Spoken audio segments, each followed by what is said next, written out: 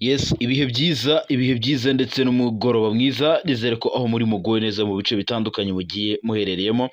Ni amakuru akomeye cyane ari kugarukaho hirya no hino ku butaka bw'uburasirazuba bw'igihugu cya Congo, mu karere ka Afurika y'ibiyaga bigari, hakurya y'ishyamba rya Kibira ndetse no hakurya y'inyanja ngari. Iran na Israel ibintu bikomeje guhindura isura. Ngarutse ku makuru akomeye cyane ari kuvugwa ku kibuga cy'imirwano mu burasirazuba bwa Repubulika ya Demokarasi ya Congo muri Kivu zombi, hagati ya M23 n'ihuriro ry'ingabo za leta ya Congo FARDC. Ni imirwano yongeye kubura muri teritwari zitandukanye kuva mu gitondo cyo kuri uyu wa kabiri tariki ya 24 Kamena 2025, nibwo rwabyutse rwambikanye hagati y'inyeshyamba za M23 n'imitwe yitwaje intwaro ya Wazalendo iyobowe na Dominique Ndaruhutse muri sheferi ya Bwito muri teritwari ya Rucuru muri Kivu y'Amajyaruguru ndetse no muri Kivu y'Amajyepfo mu bice byo mu Minembwe. Imirwano yongeye kubura mu buryo bukomeye cyane. Ni n'imirwano yabereye muri groupement ya Bipfura na Kanyatsi no muri groupement ya Bukombo, aha amasasu n'intwaro ziremereye cyane nizo zumvikanaga muri ibi bice. Ndakubwira imirwano rutura ndetse no muri teritwari ya Masisi ahongeye kubura urugamba mu buryo bukomeye cyane, ndetse amakuru aranavuga ko ahitwa Kihondo ndetse n'ahitwa Tongo, aha habaye amatongo n'ubundi M23 yaharashishije intwaro ziremereye cyane irasa umuzalendo karahava. Ndaza kandi kukubwira n'imirwano ikomeye cyane iri kubera mu bice byo mu Minembwe, n'ubundi FARDC n'abambari babo bongeye kuhatera mu buryo bukomeye cyane, ariko twirwanaho na M23 baza gusubiza inyuma ibi bitero, ndetse amakuru aranavuga ko byanaguyemo aba FDLR benshi. Ndaza kandi kukubwira ko General Sultani Emmanuel Makenga yasuye imwe mu mihanda ikomeye cyane iri kubakwa muri Kivu y'Amajyepfo n'iy'Amajyaruguru. Ni imihanda ihuza Kivu zombi, ariko amakuru ahari nuko Sultani Makenga ntabwo ashinzwe imihanda cyangwa ashinzwe ibikorwa remezo bya M23 cyangwa irindi terambere, gusa icyo ashinzwe we ni urugamba. Benshi bati yaba yitwikiriye kuba agiye gusura ino mihanda, ariko agiye gutegura urugamba kuko yari ari kumwe n'umwungiriza we Brigadier General Bernard Mahesha Byamungu ndetse n'umuvugizi wa M23 Lieutenant Colonel Wiringoma, ubwo basesekaraga ahitwa muri teritwari ya Karehe, ndetse amakuru aranavuga ko banageze muri teritwari ya Kabare. Ahangaha i Kabare amaze iminsi humvikana ibitero, FARDC ihagaba ibitero hafi ya parike y'igihugu ya Kahuzi Biega, ariho bari guturuka nyine baza kugaba ibitero muri teritwari ya Kabale bashaka kwirukana M23 ku kibuga mpuzamahanga cy'indege cya Kavumu. Biravugwa ko Makenga yaba yimanukiye ku rugamba ndetse na Bernard Byamungu. Ndaza ibyo kubivaho nkubwire ko hano mu gihugu cy'u Rwanda inzu 1,400 zigiye gusenywa zose. Inzu 1,400 nk'uko ubuyobozi bw'umujyi wa Kigali bwabitangaje, inzu 1,445 zubatswe mu buryo budakurikije amategeko zigiye gusenywa nyuma yo kugaragaza ko zidahuye n'ibisabwa mu myubakire yemewe igezweho mu mujyi wa Kigali. Izi nzu rero zubatse mu mirenge itandukanye, abe mu karere ka Kicukiro, Gasabo ndetse na Nyarugenge. Kugeza ubu rero u Rwanda rugiye kuzishyira hasi izi nzu, ndakubwira aho ziherereye magingo aya ngaya.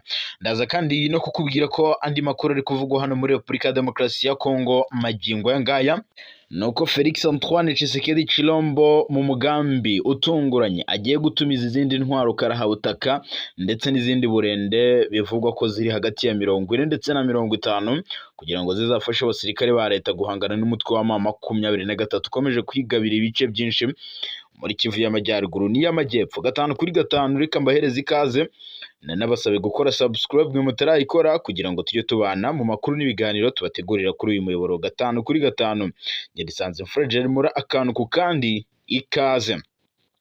Reka munyemerere mpere mu mirwano ikomeye cyane yongeye kubura muri Kivu y'Amajyaruguru n'iy'Amajyepfo, aho M23 yari ihanganye mu ihuriro ry'ingabo za leta ya Congo FARDC. Mu gitondo cyo kuwa kabiri tariki ya 24 Kamena 2025 nibwo rwabyutse rwambikanye hagati y'inyeshyamba za M23 n'imitwe yitwaje intwaro ya Wazalendo iyobowe na Dominique Ndaruhutse muri sheferi ya Bwito muri teritwari ya Rutshuru ho muri Kivu y'Amajyaruguru ndetse no muri teritwari ya Masisi imirwano yongeye kuhabera. Ni imirwano yabereye kandi muri village ya Bimfura n'ahitwa Kanyatsi muri groupement ya Bukombo, aha amasasu n'intwaro ziremereye cyane n'izoroheje yatangiye kumvikana guhera ku isaa 11 z'igitondo nk'uko byatangajwe n'abaturage batuye muri ibi bice. Ni imirwano kandi yaje iteje urujijo kuko ni imirwano isa nkaho yatunguranye, kuko abaturage benshi bahise bahunga berekeza ahitwa Mashango ndetse n'ahitwa Mweso mu bice byo muri teritwari ya Masisi begereye cyangwa bitekanye kugeza ubu. Nanone kandi muri teritwari ya Masisi naho hongeye kumvikana urugamba rukomeye cyane hafi y'inkengero z'umujyi wa Sake.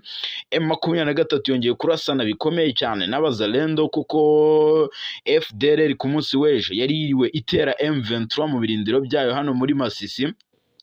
Urugamba rwo gufata Masisi rwasize M23 ifashe umujyi wa Sake ifata n'ibindi bice, ariko hari ibice bitatu bikirimo abazalendo ndetse n'aba FDLR benshi. Aba rero nibo bari gutera M23 cyangwa nibo bari kugaba ibitero kuri M23 baturutse mu bice bitandukanye bitarafatwa. Magingo yanga ibice bitarafatwa ni ibice navuga bihana imbibi na teritwari ya Walikale ndetse na teritwari ya Rutshuru, kuko ni ibice bisa nkaho biri mu mashyamba. M23 rero urugamba rwo gufata umujyi wa Goma yabikoze yihuta kugira ngo ijye kubohora mu mujyi wa Goma. Murabyibuka mu ntangiriro za Mutarama.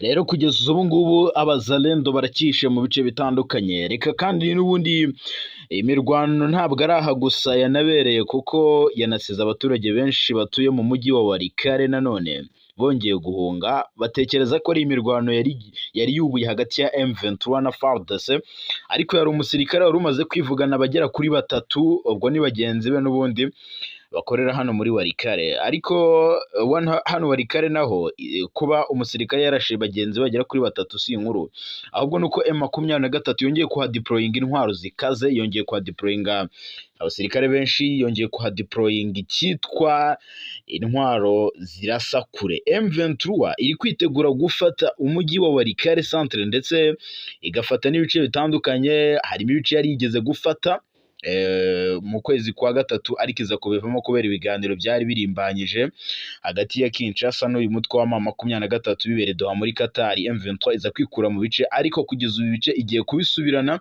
ndetse ifate n'igice cya Kibua. Aha Kibua ni mu birometero 300 uvuye mu mujyi wa Kisangani, ni mu murwa mukuru w'intara ya Shopo. Aha niho witwa Lieutenant General Pacifique Masunzu abarizwa cyangwa ategurira ibijyanye n'urugamba ku ngabo za leta ya Congo FARDC. M23 rero ivuga ko ibitero ategura igiye kubyisangira aho bituruka kugira ngo M23 ibikumire vuba na bwangu bitazongera kugira ingaruka ku baturage mu bice biri kugenzurwa n'uyu mutwe. Ni imirwano kandi ije ikurikira imvururu z'intambara zimaze ibyumweru byinshi mu bice binyuranye bya Rutshuru, harimo n'ibindi bice bya Bambo, Tongo ndetse na Kihondo. Aha rero imirwano ikomeje, abaturage birasa nkaho bahashira kuko hari kumvikana urusaku rw'intwaro ziremereye cyane, kandi abaturage baturanye mu buryo bucucitse, haba ku ruhande rwa leta cyangwa ku ruhande rwa M23. Ubwo ngubwo aba bose amakuru atugeraho nuko bagikomeje gutsimbarara mu birindiro byabo. Kuri uyu mugoroba ntawe ubashije gutsimbura mu birindiro by'uwundi, nyine umutekano warushijeho no kuba mubi kuko urusaku rw'intwaro ziremereye cyane ruracyumvikana.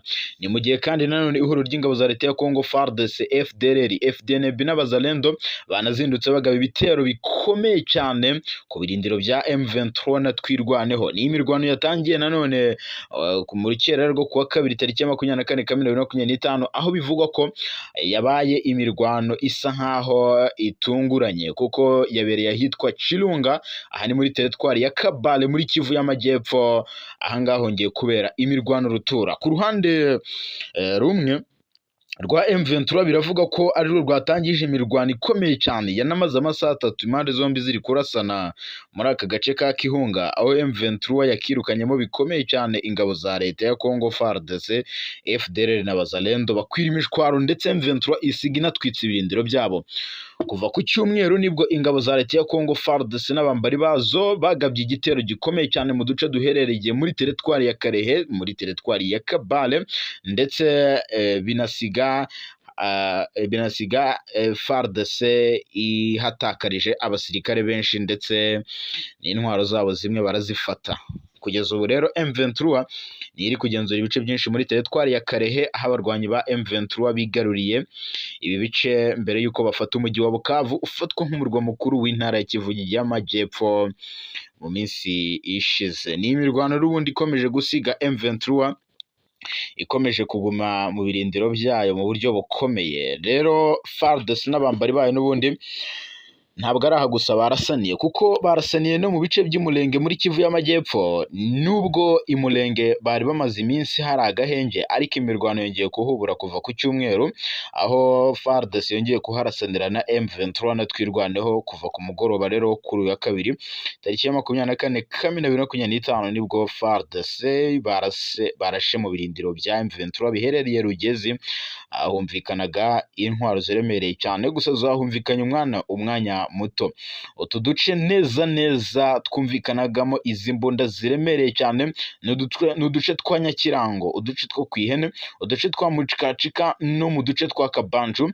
Ni urusaku rw'intwaro ziremereye cyane. Imirwano kandi yanasize M23 yongeye kwirukana abazalendo ndetse n'ingabo z'u Burundi muri bice bya Rugezi. Bakomeje kwizera ituze hano rero kuva M23 yirukanye abagizi ba nabi. Ubuhamya bw'abaturage buragira buti utu duce twa Rugezi umwanzi yakomeje kugenda adusatiramo cyangwa tugabamo ibitero, atariko M23 na twirwanaho babisubije inyuma kuva ku cyumweru. Ni imirwano kandi hagati y'impande zombi yaherukaga mu mpera za kiriya cyumweru dusoje, kuko yanaberaga mu duce twa Mukoko no mu tundi duce duherereye mu nkengero za santere ya Minembwe, Nyaruhinga ndetse n'ahandi. Gusa ihuriro ry'ingabo za leta nibo bateye ibirindiro bya M23 na twirwaneho, biza gusozwa imitwe yombi ibarizwa muri Alliance Fleuve Congo isubije inyuma FARDC, FDLR, abazalendo ndetse n'ingabo z'u Burundi FDNB mu buryo bumwe cyangwa ubundi. Makenga rero ubwo yasuraga ahari kubakwa uriya muhanda, mu by'ukuri yashimangiye ko ARC ni ingabo z'abaturage bitandukanye na FARDC yirirwa ibica ikanabasahura. Uruzinduko rwa General Makenga muri Kivu y'Amajyepfo rwahoranye n'urwa Joseph Kabila Kabange wabaye perezida wa Repubulika ya Demokarasi ya Kongo kuva ku mugoroba wo kuwa mbere, nawe uri mu mujyi wa Bukavu nk'uko twatangiye tubigarukaho, ni muri intara Kivu y'Amajyepfo. Umujyanama wa Joseph Kabila akaba n'inkoramutima ye Kikaya Bin Karubi aruze kwemeza ko Kabila na M23 bahuriye mu mugambi wo gushyira iherezo ku butegetsi bwa Felix Antoine Tshisekedi Chilombo muri rusange. Uruhande rwa Kabila ruvuga ko yaryanwe i Bukavu no kuganira n'abantu batandukanye, gusa andi makuru avuga ko uyu mugabo wayoboye mu by'ukuri guverinoma ya Kinshasa, wabaye perezida w'iki gihugu cya Repubulika Iharanira Demokarasi ya Kongo imyaka 18, General Makenga we agiye muri Sud Kivu mu gihe hakomeje kuvuga umutekano muke nko muri teritwari ya Kabare, Walungu, Uvira ndetse na Fizi, aho abo mu bwoko bw'abanyamurenge bakomeje gutotezwa ndetse batabarizwa umunsi ku wundi. Urugendo General Makenga yagiriye hariya muri Kivu y'Amajyepfo benshi bakaba babona ko yaba amanutse agiye mu rugamba, bakavuga ko atari ugusura iyi mihanda kuko ngo hari abanyapolitiki bakwiye kubikora, bakwiye no kubyitaho. Bati Makenga yagiye kuyobora urugamba hariya muri Kivu y'Amajyepfo, nta n'uwabimuvebera agiye kubikora, kuko nicyo gihe Kivu y'Amajyepfo ifite ibice byinshi bikirimo mu by'ukuri umutekano muke, by'umwihariko nk'umujyi wa Uvira. Bigaragare ko M23 iwukuyemo rwose byaba ari icy'umutwe.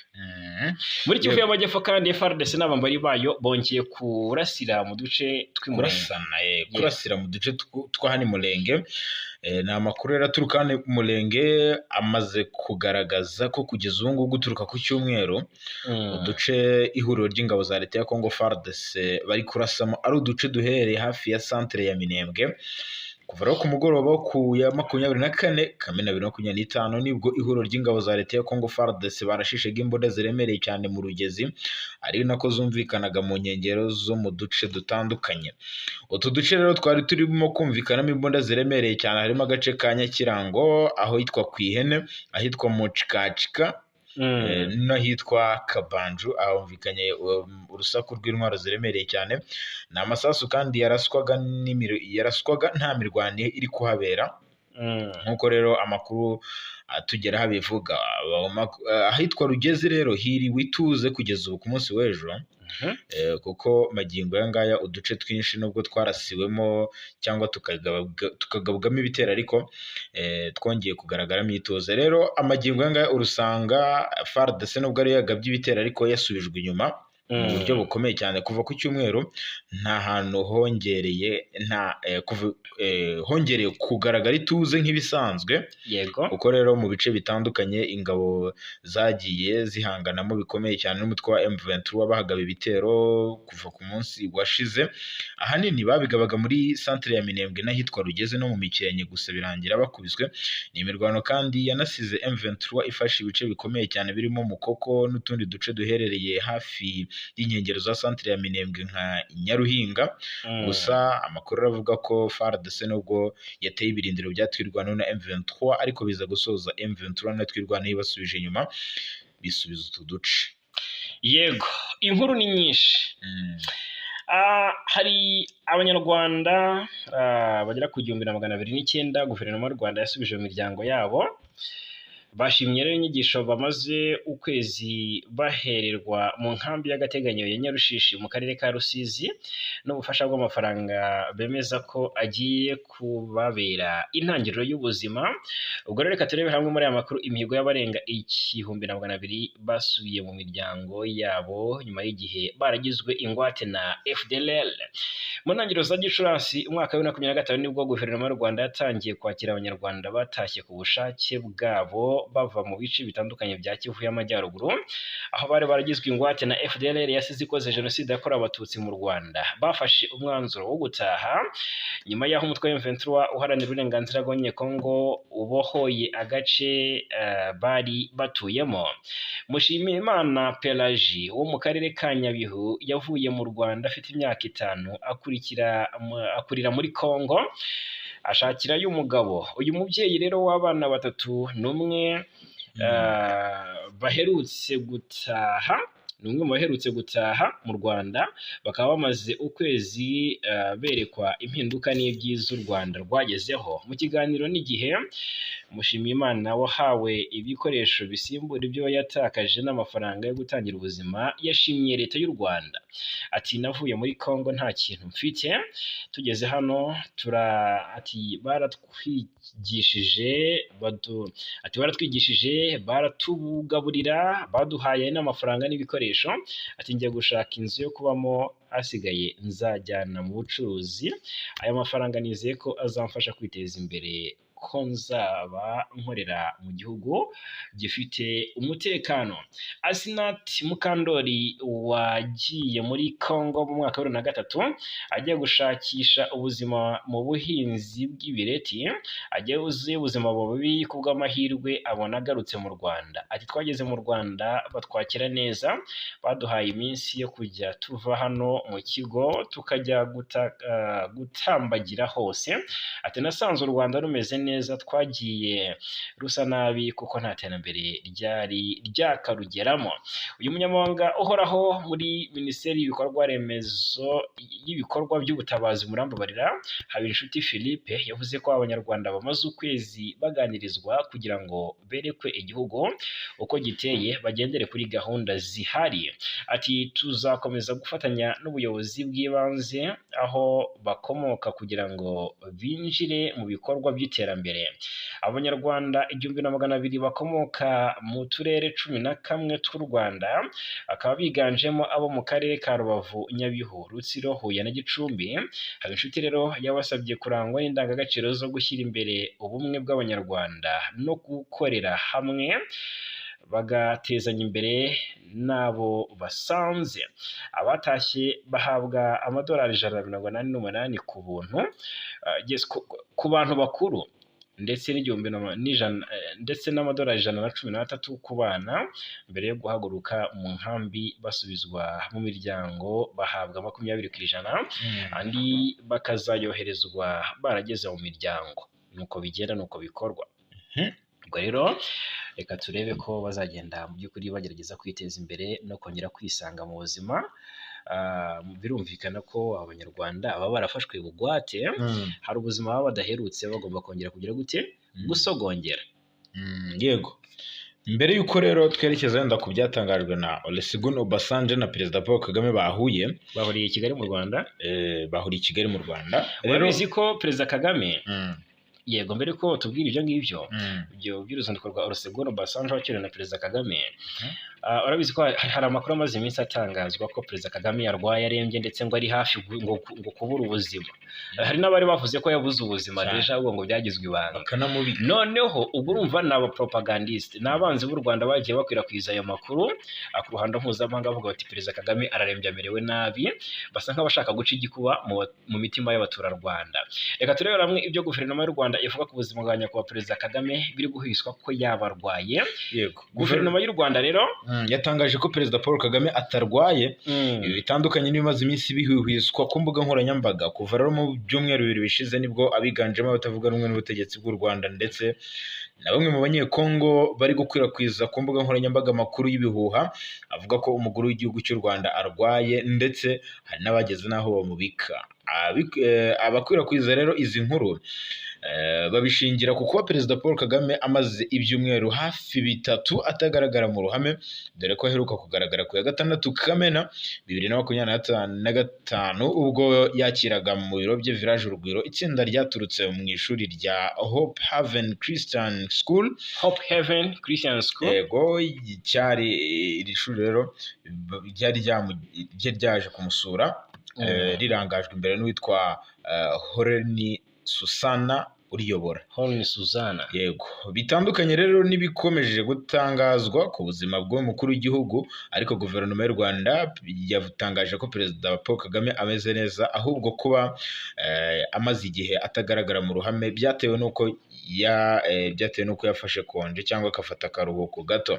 Umuvugizi wa guverinoma y'u Rwanda Yolande Macron yabwiye ikinyamakuru Tarifa News ko iby'uko ubuzima bw'umukuru w'igihugu butifashe neza ati nta shingiro bifite, asaba abanyarwanda gutuza bagashyira umutima hamwe. Ati nyamuneka ntimutwarwe n'amakuru y'ibinyoma, ati ayo ni amakuru y'urwango ari gukwirakwizwa, ati nta kintu mukwiye gutinya cyangwa kugirira impungenge. Nta kintu cyo gutinya cyangwa se nta kintu gikwiye kugirirwa impungenge kabisa.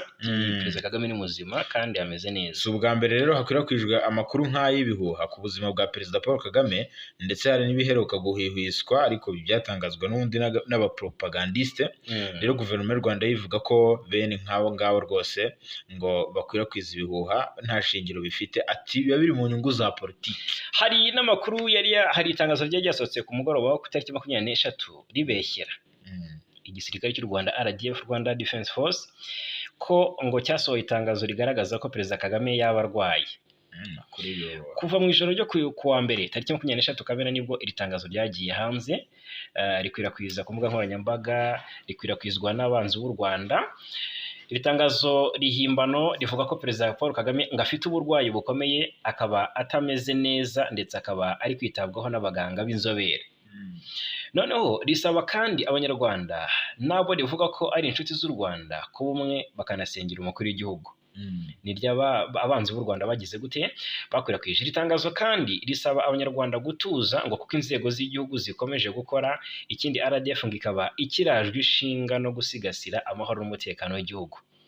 RDF rero ibinyujije ku rubuga rwayo rwa X kuri Twitter yavuze ko iriya tangazo n'ibiri kubiyemo ari amakuru y'ibinyoma, fake news. Igisirikare cy'u Rwanda cyamaganye ibi bihuha mu gihe ibinyoma by'uko Perezida Kagame yaba arwaye bimaze iminsi bikwirakwizwa ku mbuga nkoranyambaga, nabo bigaragara ko rwose batavuga rumwe n'ubutegetsi bw'u Rwanda nibo bagiye babikwirakwiza. Urumva ko no kugira aho babeshyera igisirikare cy'u Rwanda ngo cyashimangiye amakuru yo kutamera neza kwa Perezida Kagame, baba babishyize ku rundi rwego.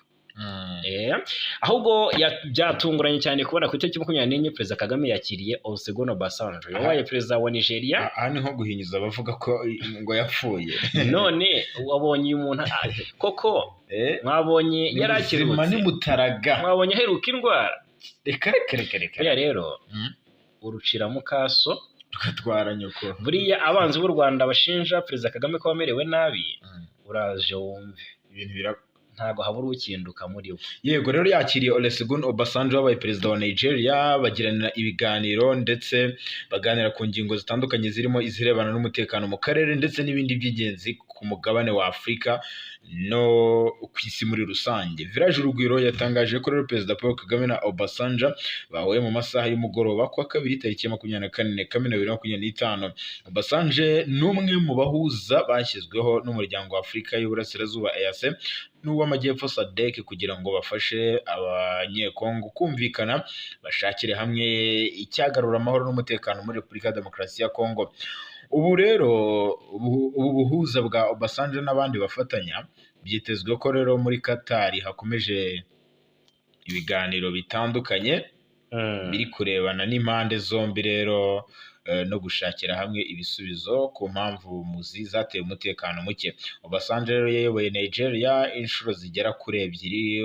Inshuro ya mbere yabikoze mu 1976 kugeza muri 1979 ndetse no hagati muri 1999 kugeza muri 2007. Ni umwe mu bagabo bafite ubunararibonye ku mugabane wa Afurika, akunze kwitabazwa mu kumvikanisha ijwi ry'uyu mugabane ku ngingo zitandukanye.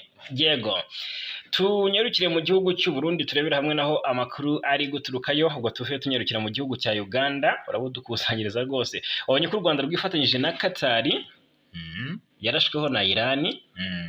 Nayo ni inkuru rwose tugomba guhita dukubita tubangura. Tubwire, ni Minisitiri w'Ububanyi n'Amahanga n'Ubutwererane Ambassadeur Olivier Nduhungire. Yego, yagiranye ikiganiro ku murongo wa telefoni nawe witwa Dr. Mohammed bin Abdelaziz Al Kuraifi. Ni umunyamabanga wa leta muri Minisiteri y'Ububanyi n'Amahanga ya Qatar mu rwego rwo gukomeza gushimangira umubano w'ubufatanye uri hagati y'ibihugu byombi. Ni mu kiganiro cyabaye mu gihe Qatar yari imaze igihe igagwaho ibitero bya misile byibasiye ahitwa Al Ubeidi n'ahitwa Aebezi. Minisitiri Nduhungire yagaragaje ko rero u Rwanda rwifatanyije na Qatar anamagana iki gitero cy'igikorwa, avuga ko ari igikorwa kirengagije ubusugire n'ubwigenge bw'icyo gihugu. Ubonye ko Qatar yahise ifungiye ikirere, u Rwanda rwo rwahise rufunga cyangwa se ruhagarika ingendo za Rwandair mu bihugu nka Dubai ndetse na Qatar. Iki kiganiro rero mbona cyane atanze umusaruro kuko higiyemo byinshi. U Rwanda rero na Qatar bifitanye umubano urabizi ukomeye w'ubufatanye mu nzego zitandukanye zirimo ishoramari, ibikorwa by'ubukerarugendo ndetse n'ubwikorezi. Umubano rero ushingiye ku cyerekezo u Rwanda rufite cyo guteza imbere diplomasi y'ubufatanye bushingiye ku bwubahane, amahoro ndetse n'iterambere. Iran yagabye igitero ku birindiro by'ingabo za Leta Zunze Ubumwe za Amerika muri Qatar muri Iraq, nyuma y'uko rero igihugu kigabyeho ibitero ku cyumweru tariki ya 22 Kamena 2025. Minisiteri y'Ingabo ya Qatar yahise isohora itangazo ivuga ko ubwirinzi bwo mu kirere bw'iki gihugu bukomeye kandi bwahagaritse zino misile zatewe na Iran ku birindiro bya Al Kudaidi bikica benshi, gusa ngo ntawe byahitanye. Yego, nta byahitanye. Abishwe se baratangaza umubare? Ntabwo batangajwe umubare, ariko ndabona hari imibare ivuga ko ngo ntawe wishwe, ariko ntibyabura ntawe byahitanye. Mu Burundi rero haraturuka amakuru mu bitaro bya Ngozi abaganga b'inzobere 8 buri mwaka batakazi. Ni icyegeranyo. Ibitaro bikuru bya Ngozi biri mu ntara ya Ngozi mu gihugu cy'u Burundi biri mu bikomeye kubera ikibazo cy'ibura ry'abaganga ndetse n'abahari nabo ngo bakaba barimo kuhava bakigira gushakira akazi ahandi. Ibi ngo bigaterwa n'uko leta nta bushobozi ifite bwo guhemba abaganga b'inzobere bamenyereye akazi umushahara ujyanye n'akazi baba bakoze, ndetse no kuba nta bikoresho bihagije bihari bituma bashobora kunoza neza akazi kabo. Amakuru atangwa n'ubuyobozi bw'ibi bitaro avuga ko mu gihe cy'umwaka umwe gusa abaganga barenga 8 b'inzobere bamaze gusezera ku kazi, benshi muri bo bakaba baragiye gushakira akazi ahandi. Amakuru avuga kandi ko benshi mu by'ukuri bigira mu bihugu bituranye aho bashobora kubona akazi kabaha umushahara utubutse ndetse n'ibikoresho bibafasha mu kazi kabo ka buri munsi. Kuba ibi bitaro nta muganga w'inzobere bigifite ngo byateje igihombo gikomeye cyane ku ireme ry'ubuvuzi hano muri ibi bice bya Ngozi, kuko abarwayi batacyakirwa neza ndetse bamwe bagasabwa kujya gushakira ubuvuzi mu bindi bitaro biri kure. Umuyobozi w'ibitaro Guillaume Ntawukuriryayo avuga ko ibibazo bikomeye biri mu mitangire ya serivisi igenerwa abarwayi bari kuva edi nuko tuvuye mu mirwano. Yes, Guillaume ni umuyobozi w'ibitaro. Guillaume Ntawukuriryayo avuga ko ibibazo bikomeye biri mu mitangire ya serivisi igenerwa abarwayi, aho yagize ati hari imbogamizi nyinshi mu kwakira abarwayi no kubaha ubuvuzi bukwiriye. Mu rwego rwo gushaka umuti urambye, ubuyobozi bw'ibitaro bwatangaje ko mu mwaka wa 2026 hazakorwa igikorwa cyo gushaka abandi baganga 4 b'inzobere bazaba bafite ubumenyi bujyanye n'ibikenewe byihariye muri ibi bitaro bya Ngozi. Muri iki gihe kandi ibitaro biri gukoresha abaganga bakirangiza kwiga ku buryo nta burambe n'ubunararibonye buhagije mu kazi bafite, bityo bagahura n'imbogamizi nyinshi mu kuvura indwara zikomeye. Abaturage bo mu karere ka Ngozi barasaba leta n'ubuyobozi bw'ibitaro gushyiraho ingamba zihuse zo kugarura icyizere mu baturage ku bijyanye n'ubuvuzi mu rwego rwo kwirinda guhabwa serivisi itanoze cyangwa se guhitanwa n'indwara. Ngayo nguko rero. Mu gihugu cya Uganda, Colonel Ahimbisibwe n'uwitwa Liyetona Colonel Byaruhanga nibo batawe muri yombi bitegetswe n'umugaba mukuru w'ingabo za Uganda General Muhoozi Kainerugaba. Abashinzwe ubutasi bagera kuri 2 bakuru mu gisirikare cya Uganda UPDF baherutse gutabwa muri yombi bitegetswe n'umugaba mukuru w'ingabo za Uganda General Muhoozi Kainerugaba. Bamenyekanye rero ko harimo Colonel Peter Ahimbisibwe yego, ndetse n'umuyobozi w'umutwe ushinzwe kurwanya iterabwoba mu butasi bwa gisirikare witwa Liyetona Colonel Ephraim Byaruhanga, n'umuyobozi w'ibikorwa bidasanzwe by'ingabo za Uganda UPDF. Ifatwa rero ryabo ryabereye ku cyicaro gikuru cy'ingabo gishinzwe ubutasi bwa gisirikare n'umutekano DC Imbuya muri Uganda, rifatanye rero n'iperereza rikomeje gukorwa mu bikorwa bivugwa kuri uku kwigomeka kw'abajenerali. Amakuru aturuka mu gisirikare cya Uganda UPDF aravuga ko abasirikare bakuru bakekwaho kuyobora imitwe ishobora kuba yaracengewe n'abakozi b'umutwe w'iterabwoba ADF NALU urwanya ubutegetsi bwa Uganda.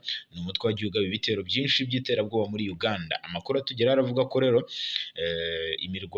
kimwe mu byaha ngo bivugwa ko aba baregwa harimo gukora ibikorwa by'ubugizi bwa nabi ndetse no gukorana imitwe yitwara nka gisirikare. Kuri ubu rero abasirikare bakuru bombi barafunzwe kandi hategerejwe ko bazakomeza kuburanishwa bakabazwa ibi byaha baregwa nubwo iperereza rigikomeje. Yego, yitwa Faustin Archange Touadera ararembye cyane. Uyu ni perezida wa Centrafrica, yajyanywe kuvurizwa i Buruseli mu Bubiligi nyuma yo gufatwa n'uburwayi butunguranye bwatumye aremba. Urabona ukuntu yari ameze nabi. Kuwa gatandatu tariki 21 Kamena nibwo perezida Touadera ajyanywe mu bitaro nk'uko Africa Intelligence bivuga. Urumva n'amakuru yatinze kumenyekana. Amakuru rero avuga ko mbere y'uko perezida wa Centrafrica afatwa na buriya burwayi yari yayoboye inama y'abaminisitiri yabaye kuwa gatanu w'icyumweru gishize mu masaha ya saa 9 y'igicuku, ngo nibwo yajyanywe kwa muganga igitaraganya. Amakuru y'icyakora avuga ko ubwo yari mu nama n'abaminisitiri yaje kugubwa nabi, ariko arihangana akomeza kwiyobora gusa nyuma aza gutaha mu ibanga. Ikinyamakuru Kobo News cyo kivuga ko nyuma y'uko Perezida Touadera yari amaze kugera iwe yakomeje kuremba amererwa nabi ku buryo yatangiye kuruka ibirimo n'amaraso no gucibwamo nanone ibirimo amaraso ndetse anacika intege cyane. Bivugwa kandi ko ubwo yarimo agerageza kuzamuka ingazi y'inzu atuyemo yaje kwitura hasi rwose.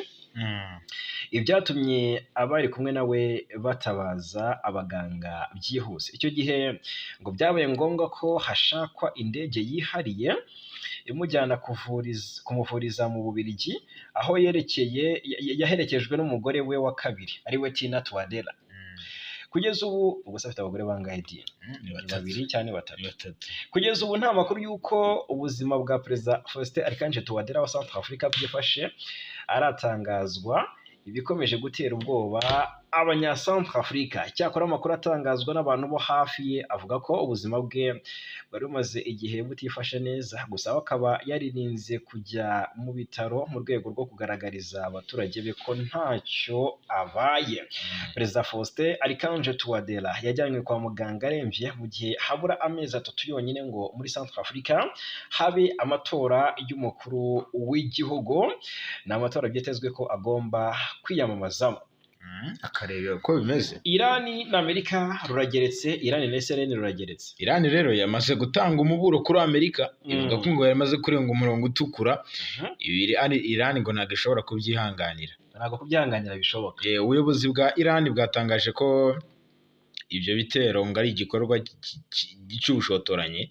Ni ibitero Amerika iherutse kugaba kuri Irani mu buryo bukomeye cyane. Rero Irani ivuga ko ngo Amerika yageze mu cyitwa red line. Ibi rero byatangajwe na Irani, ishobora no yavuze ko idashobora kwihanganira nyine ibi Amerika iri gukorwa. Amakuru aratangazwa na leta ya Irani aravuga ko ibi bitero byakozwe n'indege z'intambara za Amerika byagiye bikorerwamo ibikorwa bibi cyane kuko bagabaga ibitero ahantu hose habonetse. Irani rero ivuga ko ibyo bitero bigamije gusubiza inyuma iterambere ryayo mu bya siyanse ndetse n'icyitwa nucleaire, ariko bikomeza bivugwa ko kugeza ubu ngubu Irani ikomeje ngo kugaragaza amahoro. Irani rero ikomeje no kugaragaza ko ishaka kurimbura igihugu cya Israel mu buryo bukomeye cyane, kuko ibintu bigenda bifata indi ntera n'iki intambara nayo ikomeza kugenda ikaza umurego. Irani rero yafashe iki cyemezo mu gihe ubushotoranyi bwa Leta Zunze Ubumwe za Amerika bwari bukomeje. Minisitiri w'ububanyi n'amahanga wa Irani witwa Abbas Al-Ghashi yahise ajya ahitwa i Moscow mu biganiro n'Uburusiya igihe rero igihugu rero n'ikibanye na Irani, buri Urusiya na Irani babyumva kimwe. Ibi rero byari bigamije kujya mu nama nyine ku cyo Irani izakora muri ibi bitero. Ati se turasa Amerika cyangwa babaza Putin. Harimo urujijo. Impuguke rero mpuzamahanga zo zivuga ko ibi bikorwa by'intambara bishobora gukoma mu nkokora gahunda z'amahoro zigamije gukemura ikwirakwizwa ry'intwaro za kirimbuzi, mu gihe Irani isanzwe ishinjwa na bimwe mu bihugu byo mu burengerazuba bw'isi gutunga izi ntwaro za nucleaire. Tehran mu murwa mukuru wa Irani biravugwa ko kugeza amagingo ngaya uretse kwirwanaho gusa nta kindi rwose ngo bagishoboye. Ati bari kurasana umuriro watsi. Reka turebere hamwe noneho. Mu by'ukuri hano umutaramu ampaye amakuru komeye cyane ngo turaje tunayanonosore neza. Urumva? Turaje tuyanonosore kabisa. Kumunora amakuru akomeye. Ni amakuru akomeye cyane.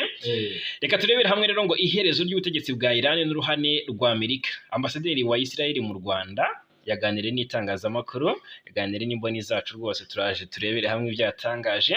Uko iminsi iri kugenda yisunika niko intambara ya Israel na Iran iri guhindura isura, ibintu bikarushaho kujya aho Bwana Nsanzimfura Jarimura. Magingo ya Leta Zunze Ubumwe za Amerika zamaze kugira uruhare rutaziguye muri iyi ntambara, aho zarashe ku bikorwa remezo bya Iran bivuga ko bikoreshwa mu mugambi wo gucura intwaro za nucleaire. Amerika ntiyatangaje ko yinjiye muri iyi ntambara mu buryo bweruye, gusa ukurikije aho ibintu biri kugana birashoboka cyane ko iki gihugu gishobora kongera uruhare rwacyo cyane cyane mu gihe Uburusiya n'Ubushinwa byafata icyemezo cyo kunamba kuri Irani.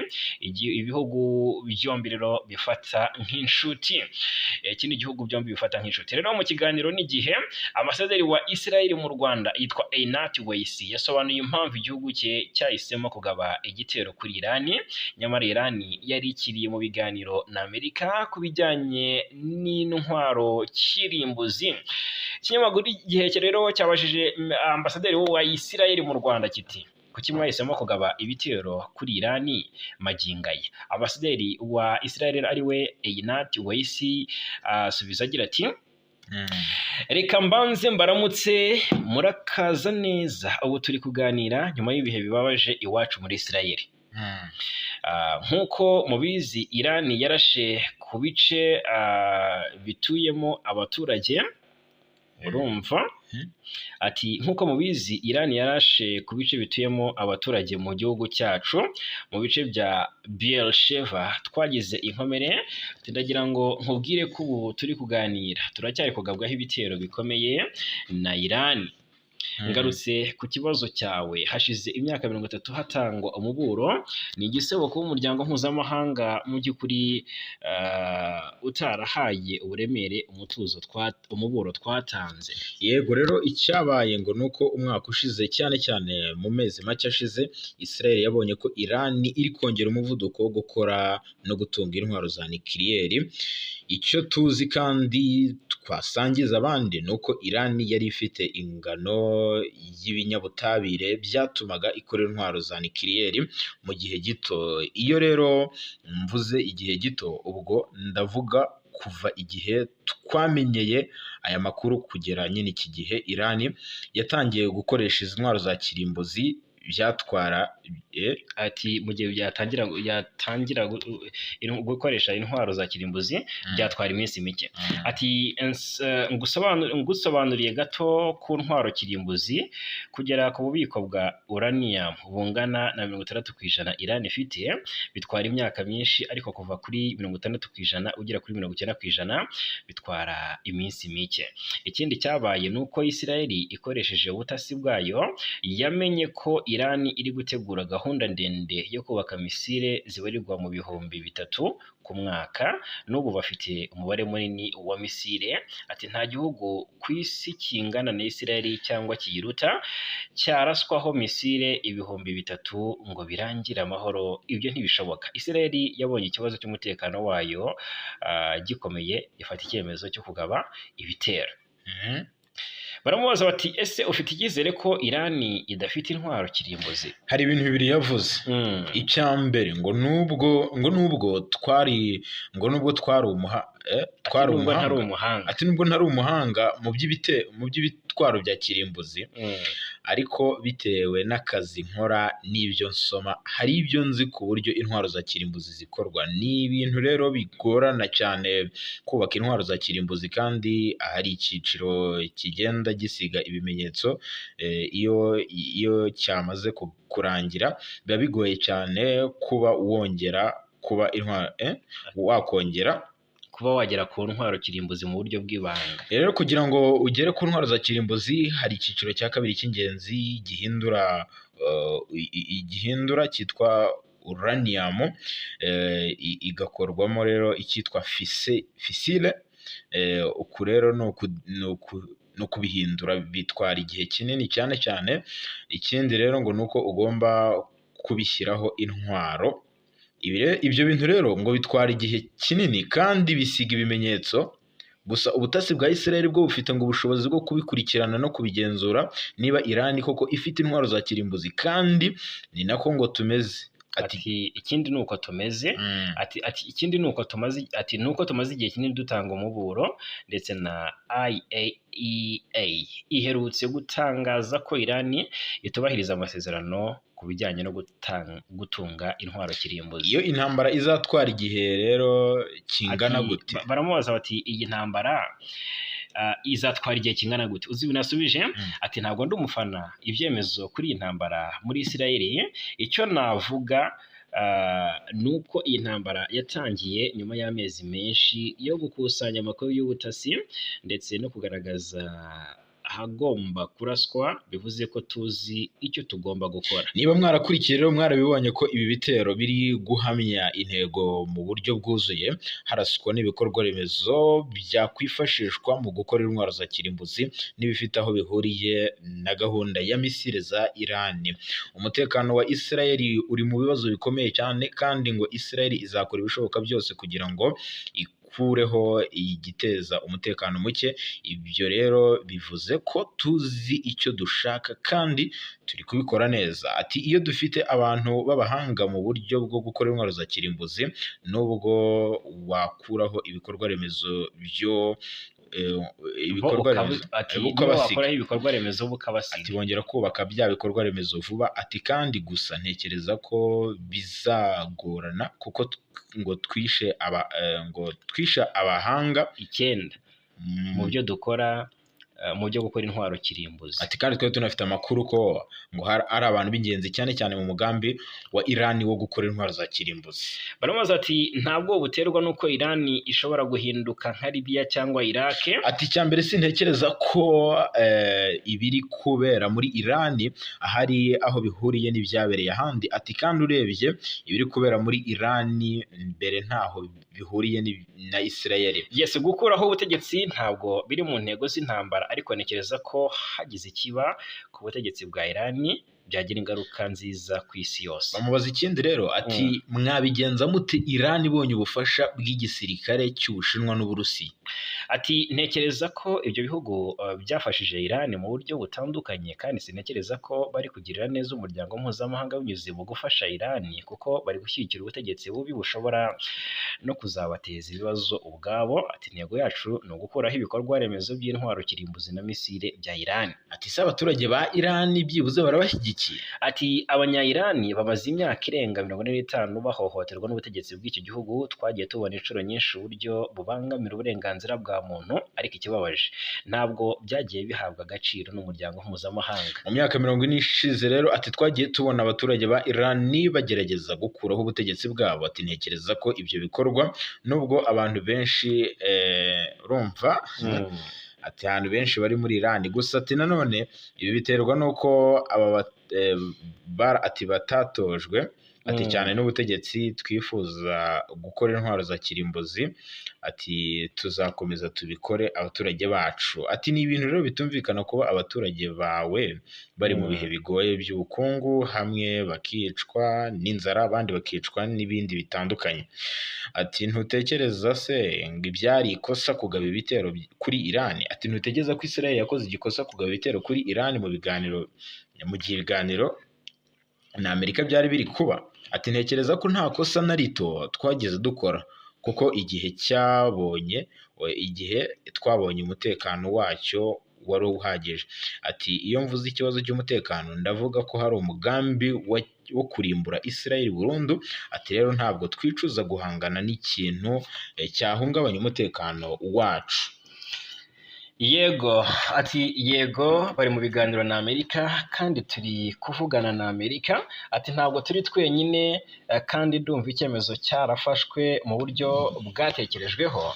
Ni icyemezo cyafashwe nyuma yo kubona ko nta gihe gisigaye cyo gutegereza, kandi nkwibutse ko Irani imaze imyaka myinshi mu biganiro ariko ntabwo yubaha ibyo biganiro. Irani yagaragaje ko idategereje ibyo biganiro ngo birangire, ahubwo ikomeza gahunda yayo. Bishobora kuganira iteka ryose ariko bagakomeza no kwica amasezerano agize ibyo biganiro. Baramubaza bati ubona hari ingingo y'ibiganiro izongera kubaho mu gukemura iki kibazo? Ati mu gihe kiri imbere, mu gihe ubutegetsi bukiriho, ati bizarushaho kugorana. Ati mbibutse ko Irani ari cyo gihugu cyonyine ku isi gitangaza ko cyifuza kurimbura ikindi. Ati byose ni ibinyamuryango by'umuryango w'abibumbye bikavuga ko rero ngo byifuza kurimbura ikindi gihugu. Ubwo ni Irani bitangaza ikavuga ko yifuza kurimbura ikindi gihugu. Ati kandi rero ntekereza ko ubutegetsi bwa Irani butifuza ibiganiro. Ati barifuza gutunga intwaro za kirimbuzi. Ati ntabwo bifuza kubahiriza ibikubiye mu masezerano basinye. Ati ntabwo babyubahiriza. Ati kandi bafite intego yo kugera ku cyo bifuza.